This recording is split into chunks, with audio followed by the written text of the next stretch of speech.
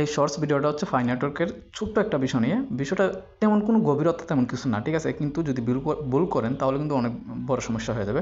সেটা হচ্ছে দেখেন আপনাদের সামনে এরকম হচ্ছে মেসেজ শো করতেছে যখন মাইনিং স্টার্ট করতে যান বা সফটওয়্যার ঢোকেন, তখন হচ্ছে আপনার ওয়ালেট অ্যাড্রেসটা দেখায়, ঠিক আছে? এই ওয়ালেট অ্যাড্রেসটা যদি আপনারই হয়ে থাকে তাহলে হচ্ছে এই কনফার্ম দিস ওয়ালেটে ক্লিক করে দেবেন, আর যদি না হয়ে থাকে তাহলে চেঞ্জ ওয়ালেট এখানে ক্লিক করে দেবেন।